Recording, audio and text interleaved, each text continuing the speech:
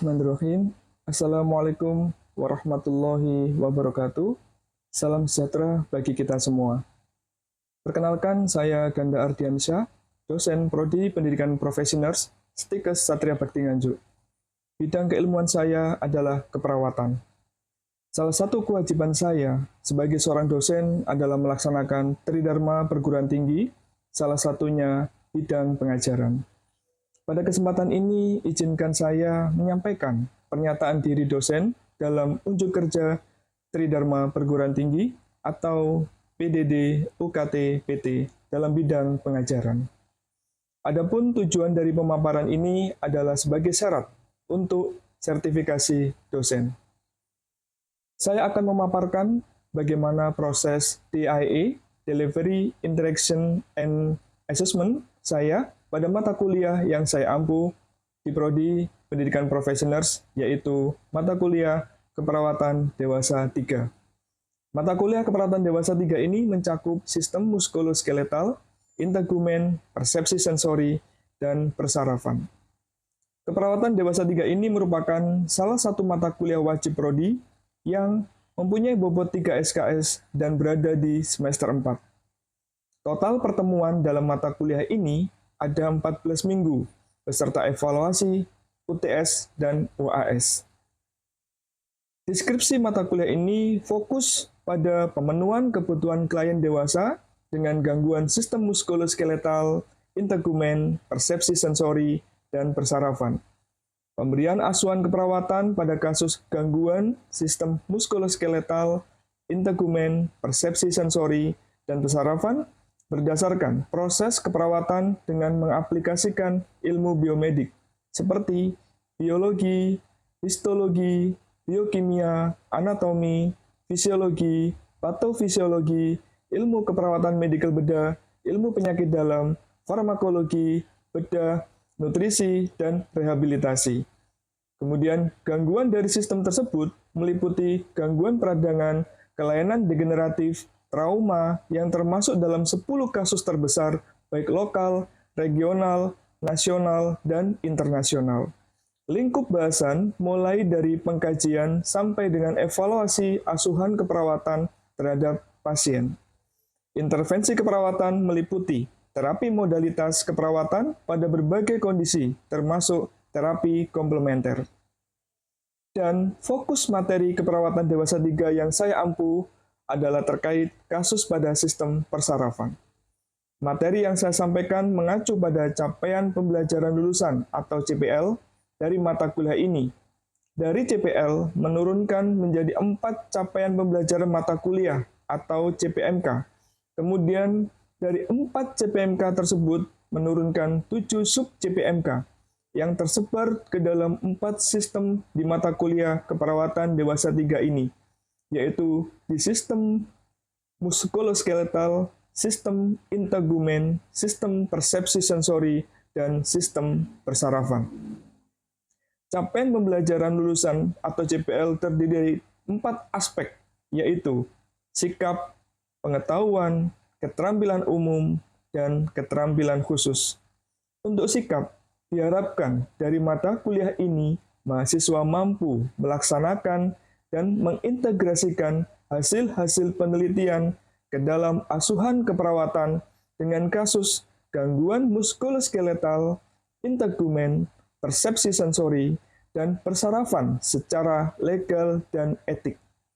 Untuk pengetahuan, diharapkan mahasiswa menguasai dan mensimulasikan asuhan keperawatan dan pendidikan kesehatan dengan melaksanakan intervensi keperawatan, dan fungsi advokasi. Untuk keterampilan umum, membuat keputusannya independen dalam menjalankan pekerjaan profesinya berdasarkan pemikiran logis dan sistematis, dan kreatif, serta mampu menyusun laporan di bidang keperawatan medikal bedah. Dan terakhir, keterampilan khusus, mampu memberikan asuhan keperawatan pada area keperawatan medikal bedah mulai pengkajian, diagnosa, intervensi, implementasi, dan evaluasi keperawatan. Pada capaian pembelajaran mata kuliah atau CPMK ada 4 capaian, yaitu mahasiswa mampu mensimulasikan asuhan keperawatan dan pendidikan kesehatan dengan melaksanakan intervensi keperawatan dan fungsi advokasi serta mengintegrasikan hasil-hasil penelitian ke dalam asuhan keperawatan dengan kasus. Yang pertama, kasus gangguan persepsi sensori. Yang kedua, kasus gangguan muskuloskeletal. Yang ketiga, kasus gangguan integumen. Dan yang keempat, gangguan persarafan. Untuk mendukung pembelajaran di kelas, saya menggunakan berbagai literatur, seperti textbook berupa hard, kemudian ada e-book, ada link jurnal dari kampus, yaitu Sabanga, Google Scholar, link Perpusnas, dan video pembelajaran dari media online, salah satunya YouTube. Berikut aspek delivery yang saya sampaikan dalam proses pengajaran yang telah saya lakukan dan berikan pada mahasiswa.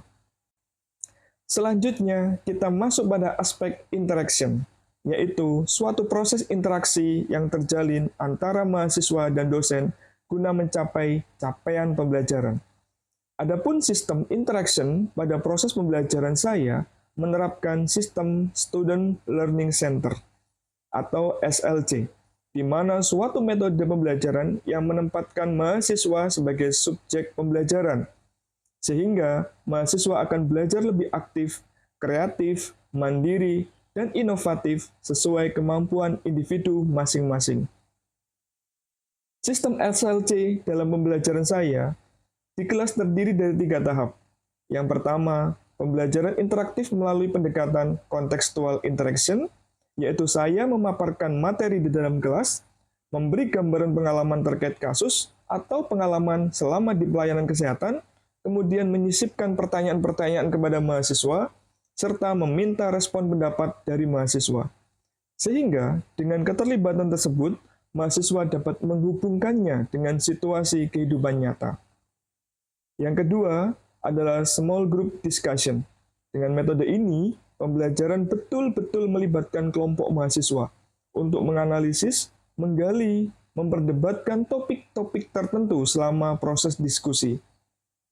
Kemudian yang ketiga adalah self-direction learning, di mana metode ini berbentuk pemberian tugas belajar kepada mahasiswa, seperti tugas membaca materi atau tugas membuat resume setelah proses pembelajaran selesai.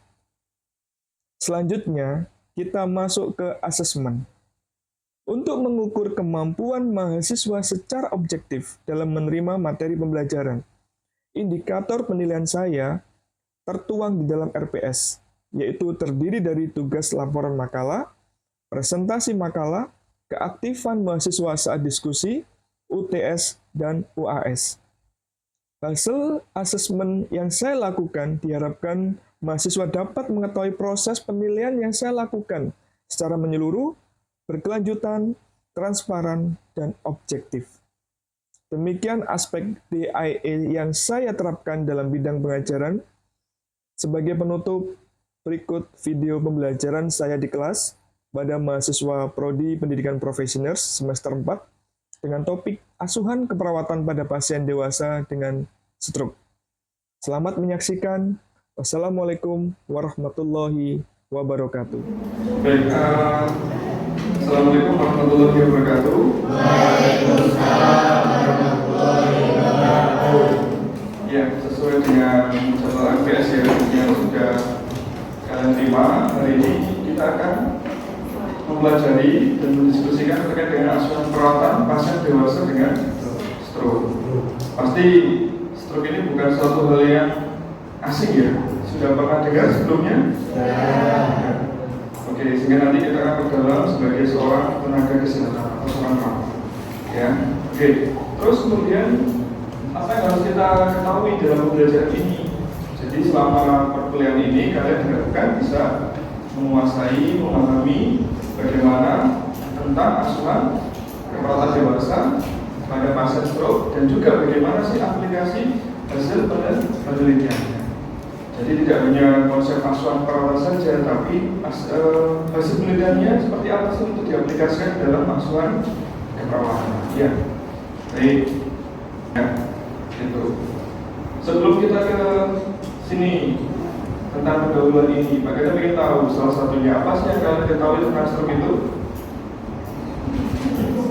Angkat tangan dulu mungkin. Kelompok sebelah kanan Pak Gendaris apa? Penyakit saraf. Tuh, sebelah kanan atau sebelah kiri? Sebelah kanan dulu, angkat tangan dulu. Apa yang kalian ketahui gambar apa sih stroke itu? Oke, saya jadi pecahnya pembuluh darah, terus dikit. Yang sebelah kiri, angkat tangan. Pak Yeri, silakan. Penyakit saraf yang mengganggu motorik. Penyakit saraf yang mengganggu motorik. Boleh langsung ke manifestnya ya, di motoriknya yang terganggu. Jadi kalau kita bicara terkait dengan stroke, yaitu suatu penyakit saraf akut yang paling banyak didapatkan. Jadi stroke menjadi salah satu penyakit yang paling banyak diderita oleh manusia di dunia ini. Salah satunya adalah stroke ini. Bahkan dia penyebab kematian yang utama di Indonesia. Bayangkan dia stroke itu. Dan stroke ini merupakan penyakit yang mahal. Kok bisa mahal? Karena biaya perawatannya sangat tinggi sekali. Apakah sembuh dalam beberapa hari? Tidak.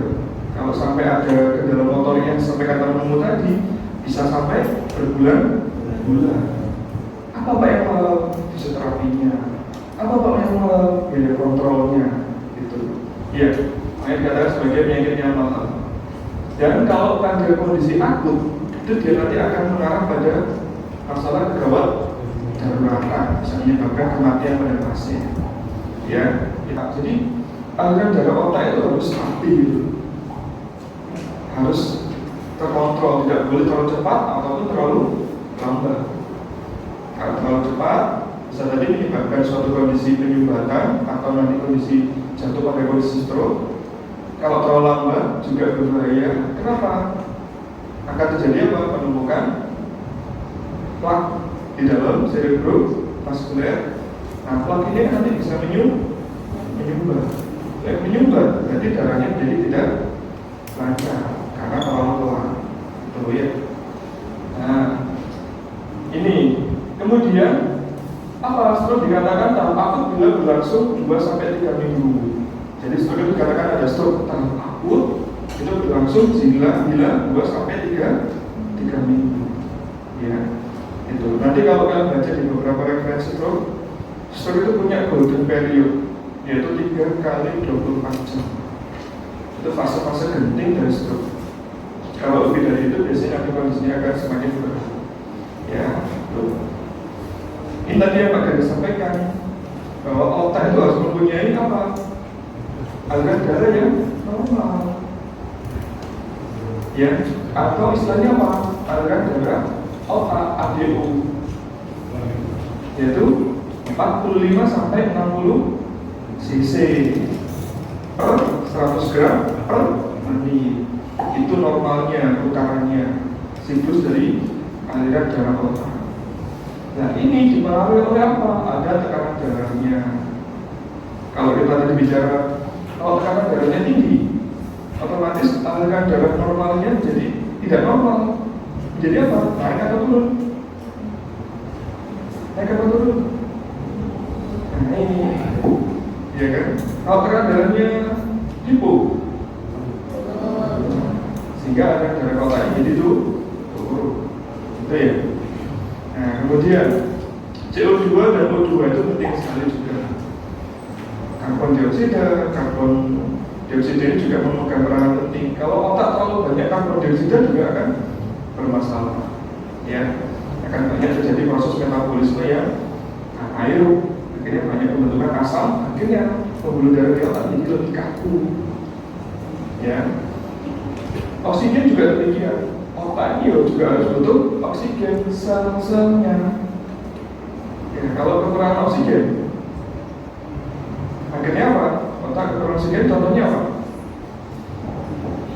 Misalkan kalian tidak ada kegiatan selain di kampus, misalkan di kelas terus, kemudian kelasnya pengap, pintunya nggak dibuka, jendelanya juga tertutup, seolah-olah kalian ada di dunia yang pengap seperti itu.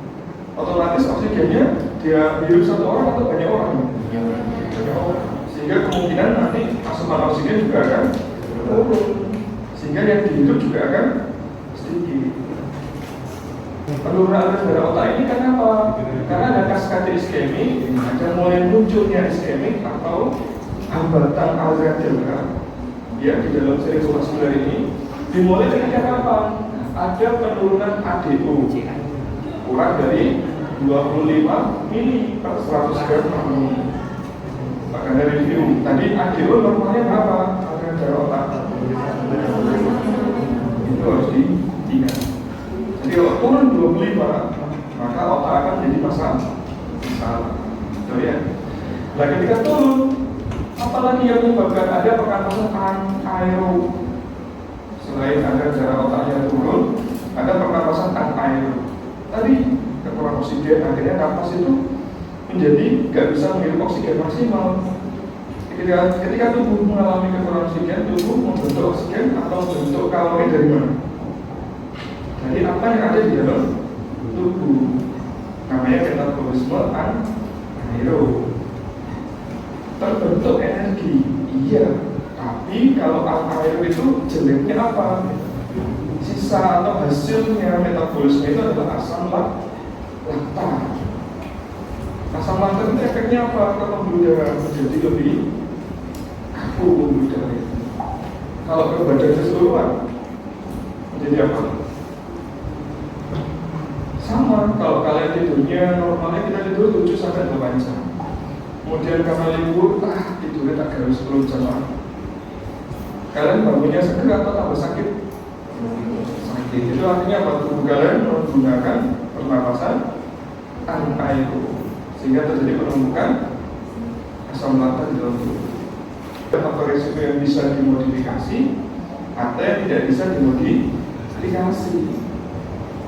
Nah, yang bisa dimodifikasi apa? Misalkan terkait dengan habit. Apa? Perilaku salah satunya. Contohnya apa yang bisa membuat potensi stroke kita besar? Untuk perilaku yang bisa dimodifikasi apa? Apa? Makanan, ya, dietnya, terus apa lagi? Pola tidur boleh bagus, apa lagi?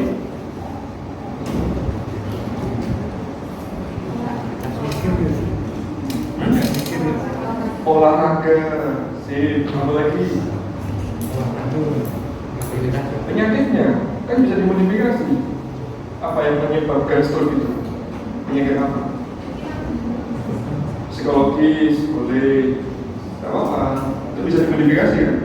Apalagi kalau penyakit yang berpotensi menjadi pemicu stroke, emosi boleh, tadi sama kayak tadi, darah tinggi. Apa darah tinggi? Hipertensi. Hipertensi kan bisa dimodifikasi ya, bisa dicegah. Apalagi dia diabetes atau penyakit kencing manis kan itu bisa dimodifikasi. Jangan sampai jatuh pada kondisi itu. Oke, banyak. Kalau yang tidak bisa dimodifikasi apa? Apa yang bisa dimodifikasi? Tidak termodifikasi. Sulit memang. Umur, usia, iya kan? Bisa dimodifikasi. Tak mau terus saya tak muda terus saja, tidak bisa. Sudah tua, gak terima, tak sembarang dulu biar hitam terus, gak bisa. Tetap kalau memang hipertensi, nanti potensi ke stroke pasti akan terjadi. Ini ada contoh dari kejadian stroke-nya untuk iskemik, videonya. Bagaimana stroke iskemik itu terjadi? Ya, nanti kan kita sedikit bahas bahwa stroke iskemik itu pasti karena ada penumpukan trombosis, ada emboli gitu. Ya, nanti di sini nanti banyak kejadian trombosisnya, lihat ya. Nah, ini gambar dari anatomi otak ya. Jadi ini harus lancar ini ADO-nya. Ya. 45 sampai 60 cc harus normal itu. Terus muter terus, ya. Ini arterinya yang di dalam otak yang mengaliri otak ya. Dia membawa oksigen, membawa sel-sel darah merah, hemoglobin yang di dalamnya ada nutrisi ya. Di lala, di sana banyak kumpulan lipid, ada fatnya tadi kolesterol, plus kurang olahraga, plus mager besar yang malas geraknya di rumah terus. Nah, apa yang terjadi? Nanti akan terjadi apa? Nah ini mulai ya. Mulai terjadi endapan ini menyebabkan apa? Sulit kan, nggak teraliri. Nah kan jalannya akhirnya menggok ke sini. Di sini tergantung nanti di situ pusat apa, di situ yang mengatur apa, yang mengatur gerak. Pasti nanti dia akan mengalami gejala stroke yang terkait dengan motor, ya, gitu, ya. Nah, kalau di jantung kondisi apa? Serangan jantung atau namanya infak miokard akut ya. Itu. Nah, sumbatan itu tadi kalau tidak ditangani pasti akan menyebabkan masalah tergantung dari lokasi emboli atau trombosisnya. Ya. Oke. Nah, ini tadi yang akan disampaikan di Kemenkes juga punya istilah kalau di luar negeri namanya FAST. FAST. Kalau Kemenkes segera ke RS. Ada singkatannya ya. Senyumnya tidak simetris, suruh senyum aja. Ke kanan 2 cm, ke kiri 2 cm, wes. Coba mungkin sini kita saya sama teman gue ya. Nggak simetris berarti ya tanda-tanda stroke ya. Kan biasanya dia yang kamu siapa? Nah kan jadi, nah gitu kan nggak boleh dia itu membuat diri kita menuju ke stroke nanti ya. Ke apa? Gerakan separuh anggota tubuh melemah, geraknya melemah. Kemudian apa? Caranya pelo. Ya. Kemudian ke apa? Kebas. Kebas itu apa? Sambutan, bimbingan gitu ya. Tuh. Kemudian kabul. Tadi ya, mengalami gangguan penglihatan atau diplopia, penglihatan ganda. Ya. Kemudian S, berarti sakit kepala ya. Ditemukan pada pasien. Kalau seperti itu, dan ke rumah sakit, makanya disingkat segera ke RS. Itu kalau dari Kemenkes, ya. Jadi kita juga punya tagline-nya. Nah, ini juga sama. Kalau dari luar pakai apa? Di fast. Dulu cukup fast. Tapi kalau baca jurnal, di beberapa jurnal penelitian terkait dengan stroke ada B-nya, BE-nya. Apa? Keseimbangannya. Disesuaikan dengan tanda gejala tadi apa? Vertigo. Jadi dia nggak seimbang. Ya, balance-nya. Kemudian apa? A-nya keblur, gangguan penglihatan, ketambahan itu bisa. Paham ya? Nah, segera ke RS-nya dari luar negeri itu pakai time, segera ke rumah sakit. Kalau di luar negeri kan pakai time berbuat gitu ya. Segera bawa emergency ke rumah sakit. Itu ya kalau dari luar negeri. Oke. Dari Kemenkes juga punya ini gejala stroke dispesifikan oleh Kemenkes. Kalian bisa buka sosial media dari Kemenkes. Kemudian ini adalah kondisi dari stroke-nya atau hemorrhage seperti ini ya. Lalu iskemik, kemudian ada stroke, nah kemudian turun ke B1 B6, B1 B3, brain, kemudian bladder, bowel, dan apa? Bone, skeleton, ya, diturunkan. Nah misalkan ini B1, ADO-nya terhambat, aliran darah otaknya terhambat, nah jaringan ke otak turun, hipoksia di sini membuat otak menyulut jalan paru-paru untuk bernafas lebih cepat, ya. Kalau nafas tidak efektif. Kemudian B2, jaringan ke otaknya turun keduanya, nah risiko produksi cerebral. B3, nah paralisisnya menyebabkan masalah ya, kerusakan komunikasi verbal sampai ada nyeri akut. Ya, ini boleh kamu kembangkan nanti. Tidak harus seperti yang Pak Ganda buat ya. Kemudian kesadaran menurun, berkurangnya atau hilangnya kontrol sphincter tadi ya, bisa inkontinensi uri atau retensi uri. Makanya pasien perlu dipasang kateter ya, door kateter. Terus B5 apa? Nah, PT ini menyebutkan mau muntah sehingga defisit nutrisinya muncul. Ya. Kemudian imobilisasi apa? Sama, imobilisasi membuat pasien tidak bisa bergerak. Otomatis peristaltik khususnya tuh turun, ya. Oke, kemudian jadi apa masalah konstipasi. Kemudian binamnya, binam itu tadi apa? Bone muskuloskeletal motor. Ada paralisisnya, nanti bisa menyebabkan gangguan mobilitas fisik, defisit perawatan diri masuk, resiko cedera masuk, ya. Gitu. Nah ini kalau dari Kemenkes ya, ingat stroke kita harus segera KRS, terapinya, rehabnya, otaknya itu harus diperbaiki, obati, dikendalikan, faktor risiko dan emosi. Ya, dengan ingat stroke ini. Ini bisa sebagai edukasi untuk ke pasien. Ya, kemudian cerdik ini bisa diterapkan dimanapun. Di stroke bisa, di hipertensi bisa, di diabetes bisa. Ini slogannya pemerintah atau Kemenkes ya. Jadi apa? Cek kesehatan, enyahkan rokok, rajin aktivitas, diet seimbang, istirahat cukup dan olah stres. Makanya biar nggak stres dan ngambil topik judul penelitian, gitu ya. Oke, ada yang tanyakan? Baik, kalau tidak ada tanyakan, untuk penugasannya tetap jalan ya, membuat materi kelompok makalah ya. Untuk jalan nanti bisa disampaikan ke panitia sesuai dengan RPS yang sudah kalian tetapkan. Tapi materi ini bukan menjadi acuan satu-satunya. Tetapi bagaimana bisa kalian kembangkan, ya, dikembangkan. Oke, sebelum kita tutup, ada yang ditanyakan? Oke, kenapa? Heat stroke. Heat stroke itu adalah kondisi yang diakibatkan karena panas yang berlebihan.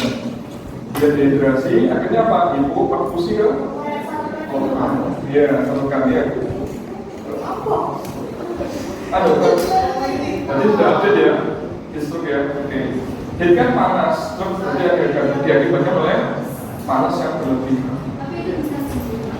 Bisa sembuh atau tidak nanti melihat dari seperti apa luka atau trauma yang ada di sel otaknya. Kan tadi bisa sementara kan, bisa kembali setelah sekian hari, ya kan? Atau bahkan dia bisa sifatnya apa? Reversible atau tidak irreversible atau tidak bisa kembali. Saya belum biasa sama program nanti. Ya. Ada yang kamu? Bagus update. Ya. Penggemar Bollywood mungkin ya. Udah. Saya. Oh, berarti TikTok. Oke. Tanyakan yang sebelah kiri ini pendiam ya anak-anak ya. Iya. Oke, tetap tugasnya sesuai dengan RPS, tetap semangat ya. Pak Gandar ini semoga hari ini bermanfaat, berkah, ya. Mohon maaf kalau ada kurangnya.